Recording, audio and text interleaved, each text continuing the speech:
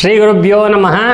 ಹರಿ ಓಂ. ಗುರುಬ್ರಹ್ಮ ಗುರುವಿಷ್ಣು ಗುರುದೇವೋ ಮಹೇಶ್ವರ, ಗುರು ಸಾಕ್ಷಾತ್ ಪರಬ್ರಹ್ಮ ತಸ್ಮೈ ಶ್ರೀ ಗುರುವೇ ನಮಃ. ನಾರಾಯಣಾಯ ವಿದ್ಮಹೇ ವಾಸುದೇವಾಯ ಧೀಮಹಿ ತನ್ನೋ ಮಹಾವಿಷ್ಣು ಪ್ರಚೋದಯಾತ್. ಪ್ರತಿ ವರ್ಷ ಜನವರಿ ತಿಂಗಳ ಎಂಡಿಂಗಲ್ಲಿ, ಫೆಬ್ರವರಿ ತಿಂಗಳಲ್ಲಿ ಮಾಘ ಮಾಸ ಅಂತಕ್ಕಂಥದ್ದು ಬರುತ್ತೆ. ಮಾಘ ಮಾಸ ಅಂತ ಹೇಳಿದ್ರೆ ಒಂದು ಮಹಾಮಾಸ. ಅದು ಮಘಾ ನಕ್ಷತ್ರದ ಹುಣ್ಣಿಮೆ ಆದ್ದರಿಂದ ಬಹಳ ವಿಶಿಷ್ಟ. ಮಘಾ ನಕ್ಷತ್ರವನ್ನು ಮಹಾನಕ್ಷತ್ರ ಅಂತ ಹೇಳಿ ಕೂಡ ನಾವು ಕರಿತೀವಿ. ಮಹಾವಿಷ್ಣುವಿಗೆ ಅತೀ ಪ್ರಿಯವಾಗಿರ್ತಕ್ಕಂಥ ಮಾಸ ಇದು. ಯಾವ ಮಾಸ? ಮಾಘ ಮಾಸ. ಈ ಮಾಘ ಮಾಸದಲ್ಲಿ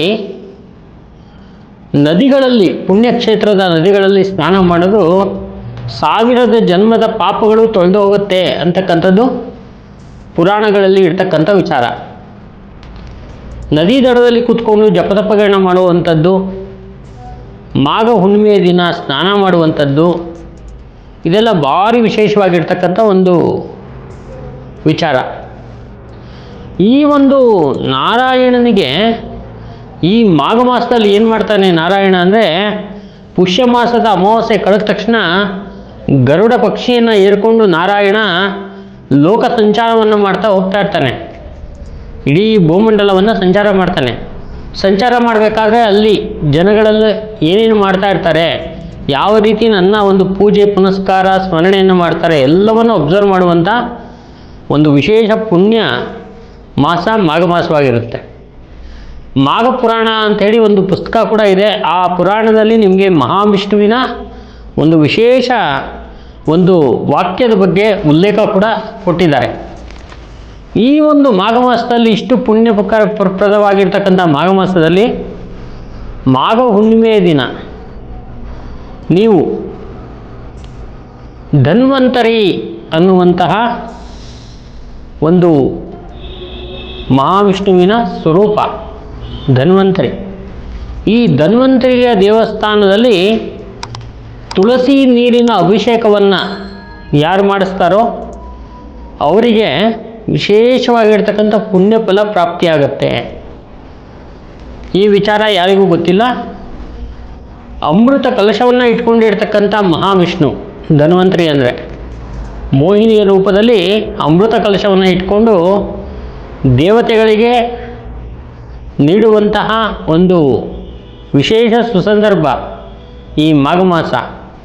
ಆದ್ದರಿಂದ ಆ ಧನ್ವಂತರಿಗೆ ವಿಶೇಷವಾಗಿ ಪೂಜೆ ಅಭಿಷೇಕಗಳನ್ನ ಮಾಡುವಂಥದ್ದು, ಧನ್ವಂತರಿಗೆ ಒಂದು ಜಪವನ್ನು ಮಾಡುವಂಥದ್ದು, ಈ ಒಂದು ಜಪತಪಗಳನ್ನ ಮಾಡೋದ್ರಿಂದ ವಿಶೇಷವಾಗಿರ್ತಕ್ಕಂಥ ಪುಣ್ಯ ಫಲ ಪ್ರಾಪ್ತಿಯಾಗತ್ತೆ. ಅದರಲ್ಲೂ ಕೂಡ ಮಾಘ ಹುಣ್ಣಿಮೆಯ ದಿನ ಸಾಯಂಕಾಲದ ಹೊತ್ತಲ್ಲಿ ವಿಶೇಷವಾಗಿ ತಮ್ಮ ಮನೆಯ ದೇವರ ಮನೆಯಲ್ಲಿ ಕೂತು ಸ್ಫಟಿಕ ಮಾಲೆಯನ್ನು ಕೈಯಲ್ಲಿ ಇಟ್ಕೊಂಡು ಮಹಾಲಕ್ಷ್ಮಿಯ ಜಪವನ್ನು ಮಾಡೋದ್ರಿಂದ ಮನೆಯಲ್ಲಿ ಶಾಂತತೆ, ಸೌಮ್ಯತೆ ಮತ್ತು ಧನಾಕರ್ಷಣೆ, ದುಡ್ಡಿನ ಆಕರ್ಷಣೆಯಾಗುವಂತಹ ಒಂದು ಅದ್ಭುತವಾಗಿರ್ತಕ್ಕಂಥ ಹುಣ್ಣಿಮೆ. ಆದ್ದರಿಂದ ಒಂದು ವಿಶೇಷವಾಗಿರ್ತಕ್ಕಂಥ ಫಲ ಸಿಗುತ್ತೆ. ಇನ್ನು ಇದೇ ಮಾಘ ಮಾಸದ ಹುಣ್ಣಿಮೆಗೆ ನಾವು ನದಿಗೆ ಹೋಗ್ಲಿಕ್ಕಾಗಲ್ಲ, ಬೇರೆ ಏನಾದರೂ ಪರಿಹಾರ ಇದೆಯಾ, ಬೇರೆ ಯಾವುದಾದ್ರೂ ತಂತ್ರ ಇದೆಯಾ ಅವತ್ತಿನ ದಿವಸ ಅಂತ ಹೇಳಿದ್ರೆ, ತಮ್ಮ ಮನೆಯಲ್ಲೇ ಸ್ನಾನವನ್ನು ಮಾಡಿಕೊಂಡು ಮಹಾವಿಷ್ಣು ಮಹಾಲಕ್ಷ್ಮಿಯ ಜಪವನ್ನು, ಗಾಯತ್ರಿ ಮಂತ್ರದಲ್ಲಿ ಬರುವಂಥ ಜಪ ಹೇಳಿದರೂ ಸಾಕು. ನಾರಾಯಣಾಯ ವಿದ್ಮಹೇ ವಾಸುದೇವಾಯ ಧೀಮಹಿ ತನ್ನೋ ವಿಷ್ಣು ಪ್ರಚೋದಯಾತ್.